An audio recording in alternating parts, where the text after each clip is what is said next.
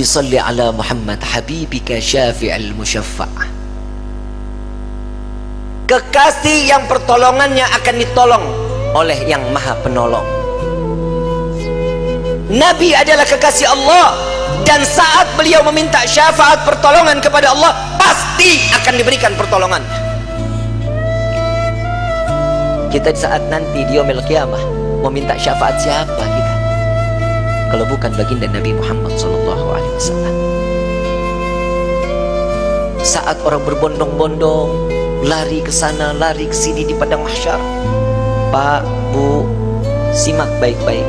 Padang mahsyar ini awal mula terdapatnya suatu yang baik atau yang buruk, neraka atau sorga, sudah terlihat saat di padang mahsyar.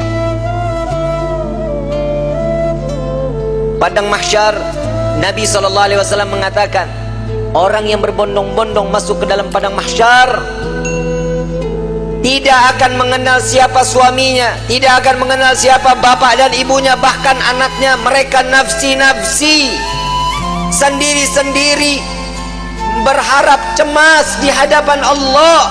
Satu orang akan ditumpuk 1000 orang di atasnya. Orang yang dapat menginjakkan kaki di padang mahsyar, dia adalah manusia yang aman. Sampai-sampai fitnah daripada padang mahsyar, ada seorang ibu yang sedang menggendong bayinya, menaruh bayinya di padang mahsyar, di tanah padang mahsyar, diinjak bayi tersebut agar lebih tinggi. Nggak sadar dia, anaknya dijadikan satu pijakan agar dia selamat dari siksaan padang mahsyar. Para wali min awliyaillah, orang-orang saleh, berbondong-bondong keliling ke Nabi Allah Adam. Wahai Nabi Allah Adam, berikan kami syafaat. Aku tidak bisa memberikan syafaat kepadamu karena aku sudah ditolong oleh Allah saat aku meminta untuk diperjumpakan dengan Siti Hawa. Saat ini sampai sekarang kita kenal padang mahsyar daripada Arafah. Itu pertemuan antara Nabi Allah Adam dengan Siti Hawa. Ditolong oleh Allah. Jalan lagi kepada Nabi Musa. Ya Nabi Allah Musa, tolong kami selesaikan siksaan padang mahsyar. Mereka ada yang tenggelam sampai mata kakinya karena dosanya, ada yang sampai kepada lututnya, ada yang sampai ke pinggangnya, bahkan ada yang sampai pusarnya dan juga dadanya, bahkan ada yang seleher, ada juga yang sampai di ujung daripada hidungnya, dan juga ada yang di atas kepala, bahkan 2 hasta di atas kepala, tenggelam karena dosa-dosa mereka. Kebayang setiap manusia, insan, masuk ke dalam lautan, tenggelam di lautan, sebentar akan mati. Siksaan akan berakhir. Saat di padang mahsyar, siksaan tersebut sudah tidak akan pernah ada kematian, melainkan menikmati siksaan tenggelamnya setiap manusia. Sudah tidak akan lagi ada kematian. Saat itu kemana kita semua yang ingin kita inginkan? Orang yang tenggelam, mereka tersiksa, sampai orang kafir pun mengatakan, ya Allah, cepat selesaikan padang mahsyar ini siksaannya. Jika kami harus masuk ke dalam neraka, maka masukkan kami ke dalam neraka. Hentikan siksaan ini. Mereka nggak tahu siksaan padang mahsyar belum ada apa-apanya sebanding daripada api neraka jahanam. Orang kafir semua tidak ada yang sanggup melaksanakan daripada siksaan padang mahsyar, memohon agar dihentikan. Sampai kepada Nabi Musa, aku tidak dapat menolong kalian karena aku telah diberikan syafaat oleh Allah menyelamatkan umatku saat dikejar-kejar oleh orang-orang Fir'aun. Coba kau ke Nabi Ibrahim, berangkat ke Nabi Ibrahim. Ya Nabi Allah Ibrahim, engkau adalah Khalilullah. Sampaikan kepada Allah, selesaikan padang mahsyar ini. Aku tidak dapat memberikan syafaat kepada kalian karena aku telah ditolong oleh Allah saat aku dimasukkan ke dalam api Raja Namrud. Nafsi, nafsi, nafsi, nafsi. Sendiri, sendiri, sendiri, sendiri. Silahkan engkau ke Nabi Isa. Sampai ke Nabi Isa. Ya Nabi Allah Isa, engkau adalah Ruhullah. Sampaikan kepada Allah agar berikan syafaat kepada kami, selesaikan siksaan pada mahsyar. Apa jawaban Nabi Allah Isa? Nafsi, nafsi, nafsi, nafsi. Aku tidak dapat menolong kalian karena Allah telah memberikan pertolongan kepadaku sampai aku diangkat ke langit kedua. Pergilah engkau kepada Habibuna Muhammad sallallahu alaihi wasallam. Dia adalah kekasih Allah. Berbondong-bondong para aulia datang kepada Nabi sallallahu alaihi wasallam, ya Rasulullah, berikan kami syafaat. Sebelum orang tersebut berbondong-bondong datang kepada Nabi, Nabi sallallahu alaihi wasallam sudah melihat mereka akan datang kepada Nabi. Nabi berjumpa dengan Allah, Nabi sujud kepada Allah. Ya Muhammad, angkat kepalamu. Tidak lagi ada yang ibadah di padang mahsyar ini mengangkat kepala lalu sujud lagi Allah di hadapan Allah. Nabi Muhammad sallallahu alaihi wasallam diangkat lagi. Wahai kekasihku, angkat kepalamu. Sudah tidak ada lagi yang ibadah di padang mahsyar ini. Tetap Nabi mengangkat kepala lalu sujud lagi kepada Allah. Sampai terakhir, apa yang kau inginkan wahai kekasihku? Ya Allah, selesaikan siksaan padang mahsyar.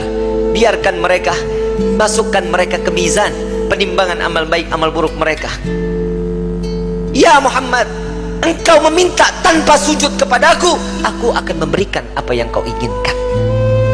Nabi Muhammad SAW tanpa sujud, jika dia meminta kepada Allah pasti akan dikabulkan. Dengan akhlak baginda Rasul SAW, beliau sujud, tahu beliau adalah seorang hamba yang pantasnya untuk sujud kepada Allah.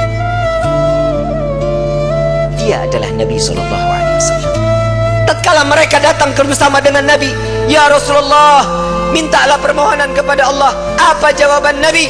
Analaha, analaha, analaha. Aku yang dapat menolong kalian. Aku yang akan memberikan syafaat kepada kalian. Aku yang akan membebaskan kalian dari siksaan padang mahsyar di hari ini. Saat dia meminta, selesai padang mahsyar, masuk mereka semua ke mizan. Sampai di mizan, Nabi berdiri di depan mizan, melihat rombongan daripada umatnya. Saat beliau dalam keadaan dosa yang begitu besar, Nabi sujud kembali di hadapan Allah. Ya Rabb, doa baginda Rasul sallallahu alaihi wasallam, ya Allah, ringankan beban dosa umatku, beratkan pahala mereka, ampuni dosa mereka ya Allah. Kita berbuat dosa di atas bumi Allah. Nabi yang terus menerus sampai di mizan pun Nabi sujud kepada Allah agar kita diselamatkan, dibebaskan, agar masuknya kita ke dalam surganya Allah. Setelah mizan, Nabi SAW berdiri lagi di sirat. Saat dimana jembatan tersebut, satu helai rambut dibelah menjadi 7, tajamnya luar biasa. Di bawahnya neraka jahanam. Nabi menunggu sampai ada umat yang ingin tergelincir, dipegang oleh Nabi, dituntun sampai di ujung daripada jembatan tersebut. Nabi menjaga umat sampai saat di dalam surga kelak, Nabi berdiri di depan pintu surga, tidak masuk ke dalam pintu surga, menunggu satu persatu agar masuk, mereka dimasuk ke dalam surga. Sampai di dalam riwayat Siti Fatimah bertanya, ya Rasulullah, untuk apa kau berdiri di depan pintu surga? Aku menunggu umatku. Jika satu yang tertinggal belum masuk ke dalam surga, maka aku tidak akan pernah masuk ke dalam surganya Allah. Huwa Muhammad, dia adalah Sayyiduna Muhammad. Sampai di dalam satu riwayat lain, Rasulullah izin kepada Allah melihat daripada daftarnya, umat satunya belum masuk ke dalam surganya Allah. Nabi berbincang kepada Allah, ya Rabb, izinkan Muhammad untuk memeriksa neraka. Sampai beliau masuk ke dalam neraka mencari umatnya, lalu setelah itu diambil, lalu dibawa masuk ke dalam surganya Allah.